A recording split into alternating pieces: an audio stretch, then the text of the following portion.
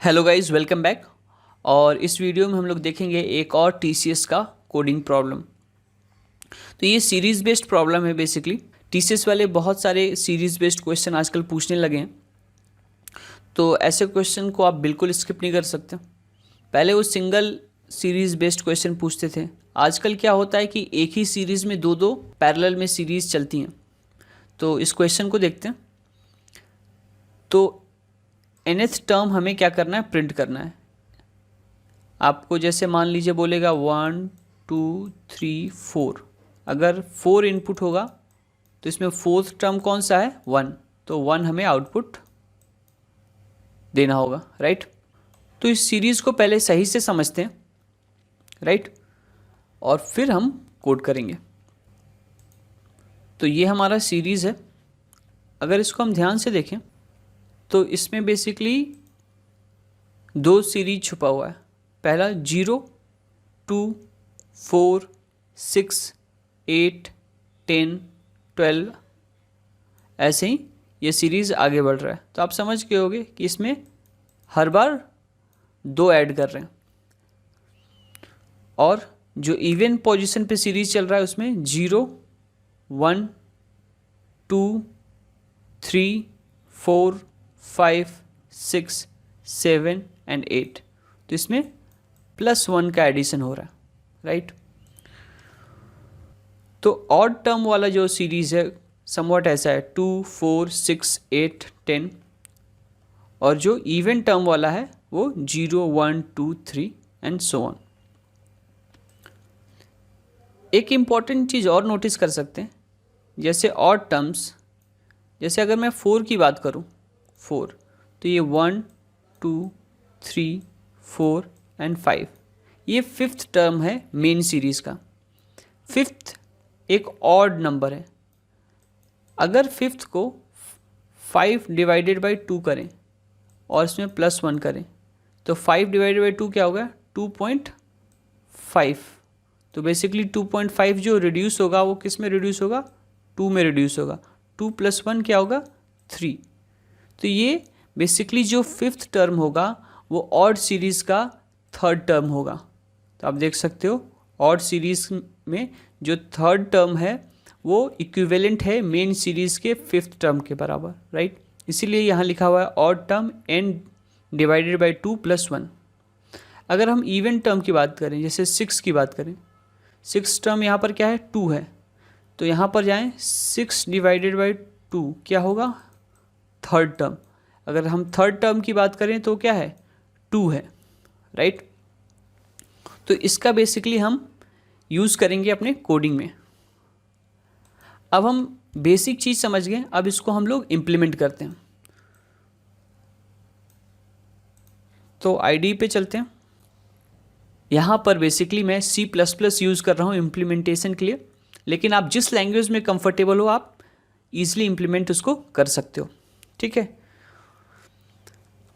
तो यहाँ लिखते हैं हैश इंक्लूड IOStream, और फिर यहाँ लिखते हैं using name space std। Even अगर आप C++ नहीं जानते हो कोई दिक्कत नहीं है, आप जस्ट कोड को एक बार देख लो।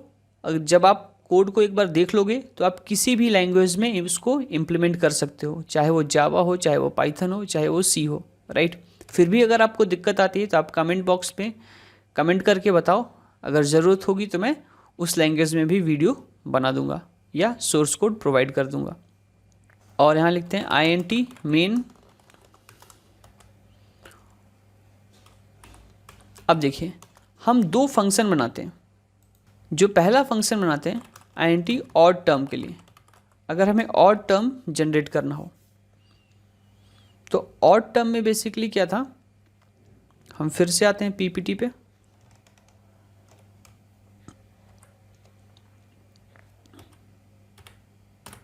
तो ऑड टर्म देखिए समवॉट कैसा मूव कर रहा था, 2 + 2 हो रहा था, राइट, +2, और 0 से स्टार्ट हो रहा था, ठीक है। तो यहाँ पर int n बेसिकली यहाँ पर nth टर्म बता रहा, और यहाँ पर एक वेरिएबल लेते हैं INT t,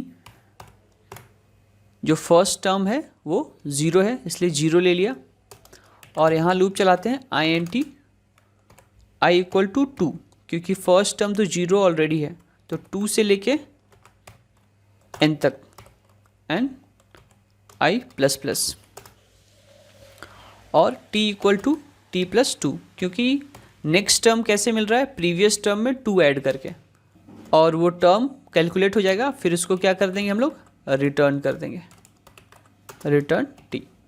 ठीक है, अब हम इवन टर्म के लिए एक फंक्शन लिखते हैं INT इवन टर्म। यहाँ पर भी n आएगा, n बेसिकली बताएगा nth टर्म, तो इवन टर्म भी समवट वैसा ही था।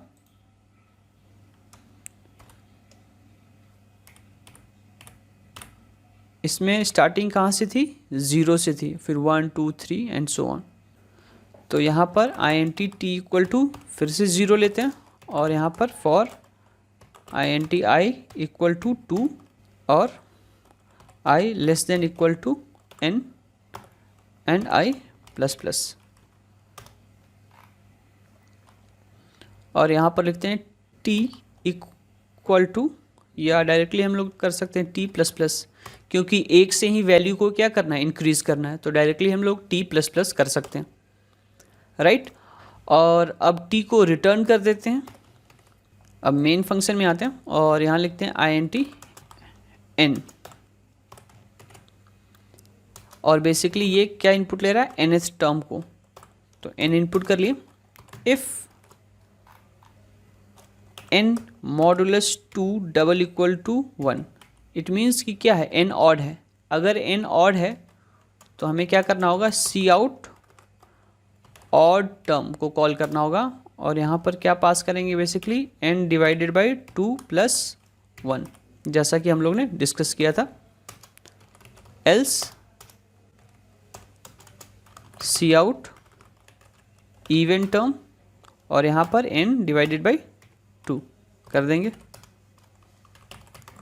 और लास्ट में रिटर्न 0 लिख सकते हैं मेन फंक्शन के। तो ये हमारा प्रोग्राम हो गया। अब हम देखते हैं कि हमारा प्रोग्राम सही भी हुआ है कि नहीं।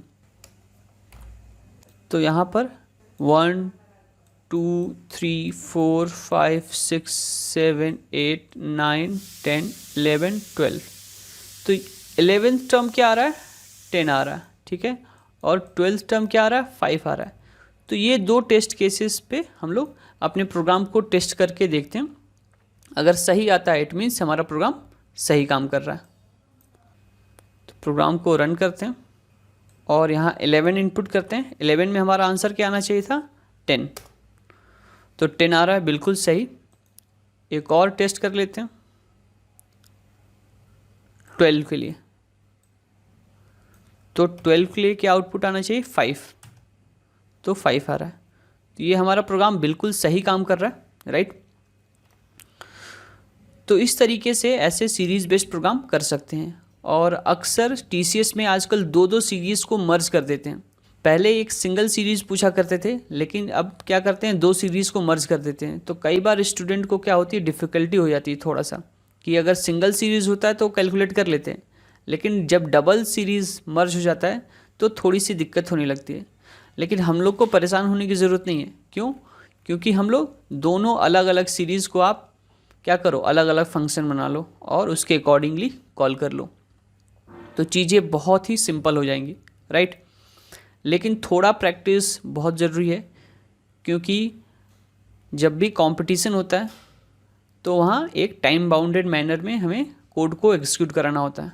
तो थोड़ा प्रैक्टिस ज़रूरी है। TCS में सिंपल क्वेश्चंस आते हैं, लेकिन अगर आप प्रैक्टिस नहीं करोगे तो ट्रस्ट मी वहाँ दिक्कत होने लगती है। और ख़ासकर जब आप एक एग्ज़ाम में बैठे हो, किसी जॉब के लिए आप अप्लाई कर रहे हो, तो वहाँ पर थोड़ा आदमी वरी हो जाता है, और जो बग भी आता है, जो मिस्टेक्स भी होती हैं, उसको रिजॉल्व करने में भी कई बार बहुत ज़्यादा टाइम लगने लगता है। तो मेरा ये आपको सजेशन है कि आप सारे क्वेश्चंस जो एटलीस्ट मैंने सीरीज़ में बनाए हैं आप प्रैक्टिस कर लो। अगर आप सारे क्वेश्चन प्रैक्टिस कर लोगे तो मोस्ट प्रोबेबली आपको कोई दिक्कत नहीं आनी चाहिए, ठीक है। So all the best guys. Thank you for watching my video.